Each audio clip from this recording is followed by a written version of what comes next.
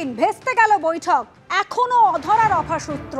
স্বাস্থ্য ভবনের সামনে জুনিয়র চিকিৎসকরা তারা আন্দোলন চালিয়ে যাচ্ছেন, আর সেই আন্দোলনের চতুর্থ দিন আজ অবস্থানে অনড় রয়েছেন আন্দোলনকারী জুনিয়র চিকিৎসকরা। জিলাম কারঞ্জাই আমাদের প্রতিনিধি রয়েছেন আমাদের সঙ্গে সরাসরি সেখান থেকে। জিলাম, বৈঠকে লাইভ স্ট্রিমিং করা যাবে না, এই জটে আটকে গিয়েছিল গতকালের বৈঠক। জুনিয়র চিকিৎসকরা তারা কি ভাবছেন, কোন পথে তারা এগিয়ে নিয়ে যাবেন তাদের আন্দোলন?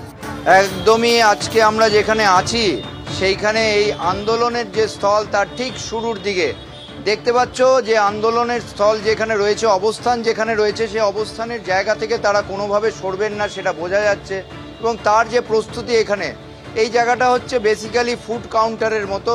এখানে যারা আন্দোলনকারী, যারা সমর্থন করছেন, তারা বিভিন্নভাবে আসছেন এবং এসে খাদ্য সামগ্রী থেকে শুরু করে বিভিন্ন বস্তু তাদেরকে দিয়ে যাচ্ছেন, সবাই দিচ্ছেন এবং সেই সমর্থনে এই আন্দোলন চলছে আমরা দেখতে পাচ্ছি এখানে। এবং আন্দোলনকারীরা প্রাতরাশ থেকে শুরু করে দুপুরের খাবার সব কিছুই এখানে যে যারা যারা দেওয়ার তারা আসছেন এবং তাদের এই সাহায্য নিয়েই এই আন্দোলন এগিয়ে চলেছে।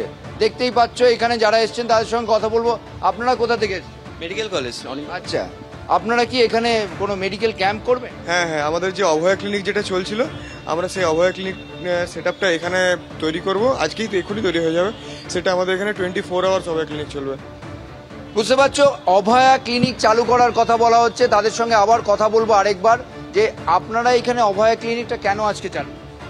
আমাদের অভয়া ক্লিনিকটা, আমাদের এই পুরো সেট আপটা এখানে চলছে। অনেক জুনিয়র ডক্টর আছেন, তারা রুগী দেখতে পাচ্ছেন না, এটা তাদের একটা ক্ষোভ।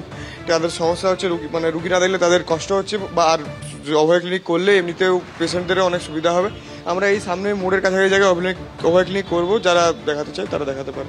দেখতে পাচ্ছ এই অভয়া ক্লিনিক করার একটা প্রস্তুতি চলছে এবং সেই প্রস্তুতি এইখানে আমরা দেখতে পেয়েছি যে জুনিয়র ডাক্তার যারা তারা এসছেন, তাদের যে জিনিসপত্র সেগুলো নিয়ে এসছেন। সেই জিনিসপত্র নিয়ে আসার পর সেই জিনিসগুলো নিয়ে ক্যাম্প কোথায় করবেন সেই জায়গা এই মুহূর্তে স্থির হয়েছে, তবে ক্যাম্প চালু হয়নি, খুব শীঘ্রই চালু হবে একটু পরেই। এইখানে আমরা যে প্রস্তুতি, যে জায়গাটা দেখা যাচ্ছে সেই জায়গা দেখে বুঝতেই পারছো এই আন্দোলন স্বল্প সময়ে থেমে যাবে সেরকম প্রস্তুতি নিয়ে তারা কাজ করছেন না।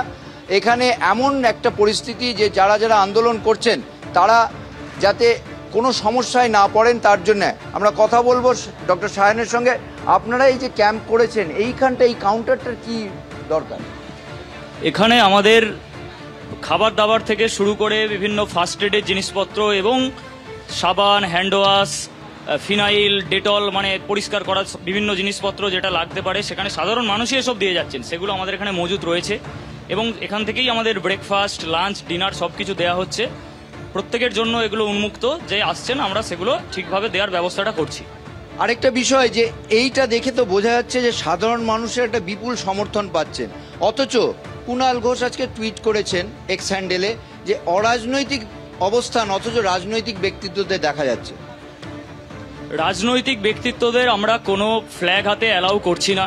যদি কেউ তার রাজনৈতিক পরিচয় ছেড়ে এসে আমাদের এখানে যোগ দিতে চান বা আমাদের এখানে এসে আমাদের প্রতি সলিডারিটি জানাতে চান, সেটা আমরা অ্যালাউ করছি, কিন্তু কোনো রকম ব্যানারের তলায় বা পতাকার তলায় আমরা কাউকে অ্যালাউ করছি না। সেটা যদি উনি দেখাতে পারেন তাহলে আমরা মেনে নেব যে আমরা ভুল করেছি। আরও একটা বিষয়, গতকাল যে বৈঠক হলো সে বৈঠক ভেস্তে গেল। আজকে কি ভাবছেন আপনারা? আপনাদের কি বৈঠক এই যে আলোচনা করার থেকে সরে আসছেন, না আলোচনার দিকে আপনারা থাকছেন?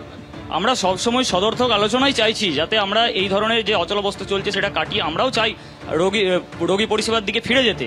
কারণ আমরা যে এখানে এত 34-35 দিন বসে আছি, সেখান থেকে আমরা নিজেরা তো ট্রেনি। আমরা যে শিক্ষাটা পাই পেশেন্টদের পরিষেবা করে, আমরা নিজেরা পরিষেবা দিয়ে আমরা নিজেরা শিখতে পারি, সেই শিক্ষাটা থেকেও আমরা বঞ্চিত হচ্ছি। আমরা আন্তরিকভাবে চাইছি কাজে ফিরতে, কিন্তু আমরা যে আলোচনার জায়গাটায় যাবার চেষ্টা করছিলাম সেই জায়গাতে কিন্তু প্রশাসন মানতে রাজি হচ্ছে না। লাইভ স্ট্রিমিংয়ের যে ব্যাপারটা সেটা তো প্রথম থেকেই করা দরকার ছিল, কারণ লাইভ স্ট্রিমিং না হলে স্বচ্ছতাটা থাকবে কি করে, সবাই আমরা কি আলোচনা করছি সেটা বুঝতে পারবে। তো সেটা যেহেতু হয়নি তাই বৈঠক ভেস্তে গেল। আজ দেখি প্রশাসন কি সিদ্ধান্ত নেয়, আমরা তো আলোচনা করার জন্য সবসময় রাজি আছি। প্রশাসনের সিদ্ধান্ত কি হয় সেটার জন্য অপেক্ষা করছেন জুনিয়র ডাক্তাররা। তবে সূত্র মারফত জানা যাচ্ছে এই আন্দোলনরত জুনিয়র ডাক্তারদের পক্ষ থেকে রাষ্ট্রপতির সঙ্গে যোগাযোগ করার চেষ্টা করা হচ্ছে।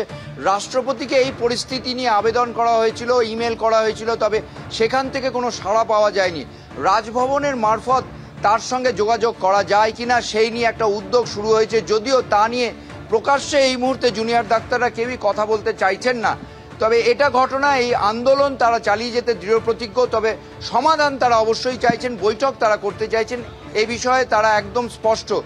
আর লাইভ স্ট্রিমিং ছাড়া তারা কোনোভাবেই আলোচনায় যে কক্ষ সেখানে প্রবেশ করবেন না। গতকাল সেই পয়েন্টেই, সেই বিন্দুতেই এই আলোচনা ভেস্তে যায়, তেমনটাই দাবি করছে জুনিয়র ডাক্তাররা।